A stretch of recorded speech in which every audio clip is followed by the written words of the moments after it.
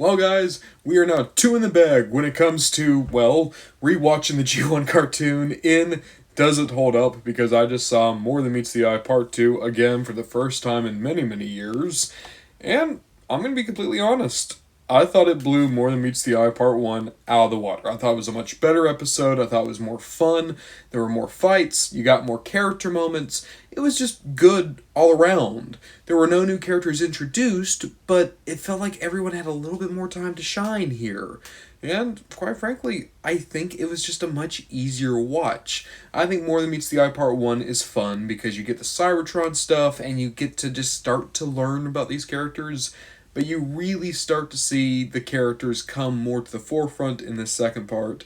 And you also just get more cool action scenes, and who doesn't like to see big dumb robots fighting? So what's the plot this time around? Well, it takes place right after More Than Meets the Eye Part 1, so we open on the oil rig, and we see the Autobots actually have saved every single human because you have Wheeljack and Trail Cutter double teaming to take out the fire. Alongside that, you get a lot of really fun moments even in that opening bit. Specifically, Brawn saves Huffer. You get Huffer complaining, you get Brawn being kind of macho, they take off. It's great. A small little snippet, but it's a great way to start to show the relationships of these characters. Optimus Prime goes on to save Spike and Sparkplug and explain like the Autobots and where they come from, and very quickly be convinced that he should be working with the humans. By the way, the only reason Optimus Prime survives is because Jazz is the most competent guy around. That's going to be a running theme of G1 because I'm pretty sure Jazz saves Optimus 3 times in this one episode alone, almost always with that grappling hook of his. Alongside that, you had the great fight scene at the dam, where you had Optimus and Megatron in the iconic fight with Optimus with the axe, Megatron with the mace. Only time they use those weapons in G1, by the way.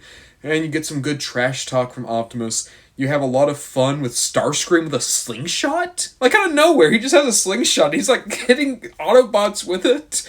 You have Rumble backhand Spike, which I'm all for. I love seeing Rumble backhand people. And yeah, it was just a fun episode. It ends on yet another cliffhanger because the Decepticons are in a ruby mine. Bumblebee and Sparkplug go inside with a bomb. Bomb goes off. Sparkplug and Bumblebee have not gone out. Roller, who Optimus Prime sent in, was also caught in the blast, and now Optimus Prime is rolling down a hill, and we don't know how the Decepticons are doing. We don't know how the few Autobots inside are doing. Optimus might be dead. I mean, would they kill Optimus Prime in G1?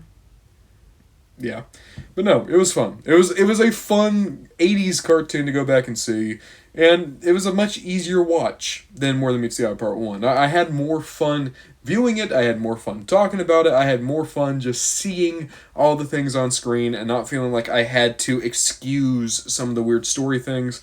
It kind of felt like here in the middle, this is where the writers started to get their footing as to how to write some of these characters and how to make the pacing go pretty well. So, for a second episode, it's spectacular because it's improving on the first episode in basically every single category.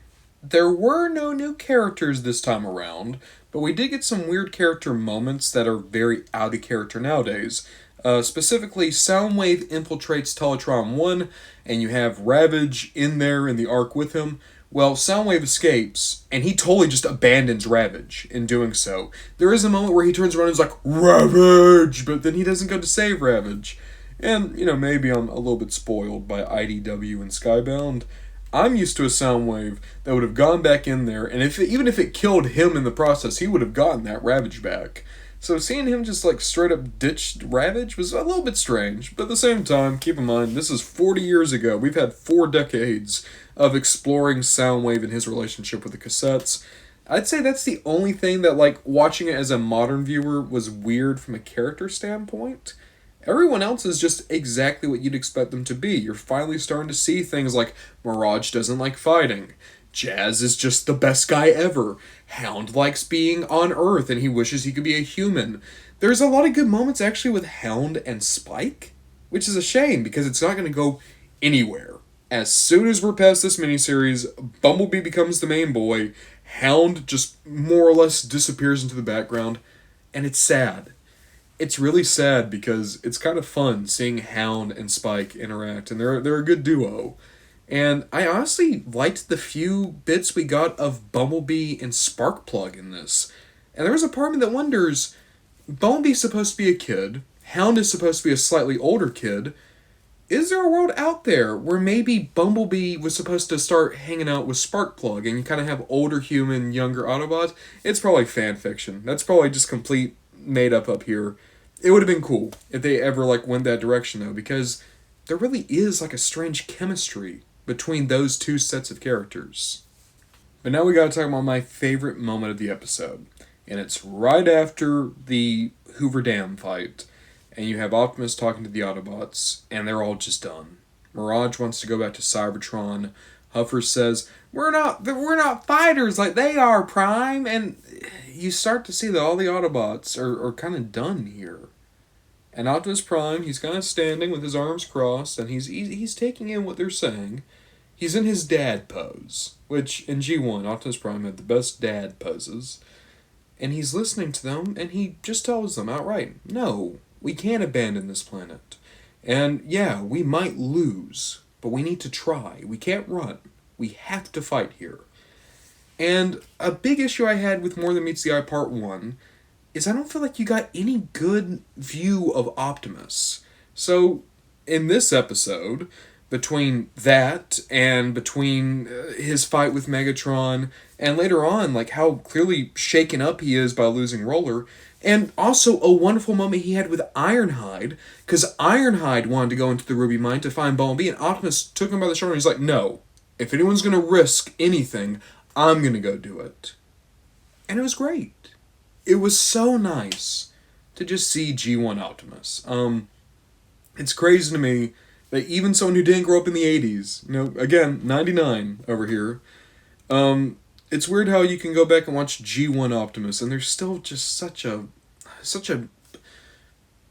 energy about him. And maybe this is 40 years of nostalgia, both my own and other people, being redirected towards Optimus, but there's something about when he's just being a normal dude. He's not striking a pose and giving a big speech. He's not going to avoid consonants to try to make himself sound more refined and ancient. He just sounds like a good dad. He just sounds like a good dad.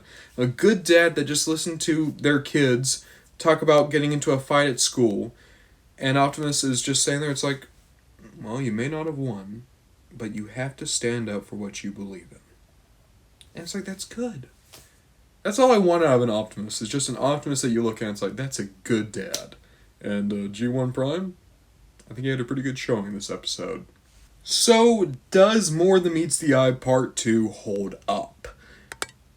Yeah, it holds up a lot better than More Than Meets the Eye Part 1, in all honesty. Because More Than Meets the Eye Part 1, it's the introduction. And we've seen the introduction so many times. More Than Meets the Eye Part 2, it feels like this is still kind of unique to G1. This exact path that they're going down. And you got a lot of good little moments and good lines here. And I think that it's all spearheaded by the fact that we're in the rising action now. We're out of the first act. We've established the stakes. We've established the setting. And we're going to build up to the big climax of Part 3. So Part 2 is doing what it needs to do. It is making me more excited to get to Part 3, which is awesome. It is exactly what the middle part of a trilogy should be. And overall, like I said, I liked it much more than Meets the Eye Part 1. If I had to do episode rankings, which it might be fun to do that once we get through all of Season 1 or something, I would put this above More Than Meets the Eye Part 1. I think if I was a kid just starting to find out what Transformers were, this episode would have resonated more with me than the previous one, more or less just on the back of cool robots do cool things, and me like. In the last episode, I named Starscream as the MVP of More Than Meets the Eye Part 1. I kind of struggled to figure out who my MVP would be this time. It's not any of the Decepticons, I can tell you that much. Really, it was between a handful of Autobots, and it might be dumb. I'm going to say Optimus. He was MVP of More Than Meets the Eye Part 2. It is almost entirely based on his scenes on the dam, and also just we're seeing more of what made this guy so special. So, hey, Starscream didn't win this week. I'm curious to see who could be MVP next week when we do More Than Meets the Eye Part 3. Because I know this guy has a couple of scenes, but I also seem to remember a couple of other Autobots, perhaps a certain F1 racer. It seems like they had some cool stuff in that episode too. So, I guess we'll just continue on from here. Thank you guys for watching, and hey, we'll see what we get up to next time.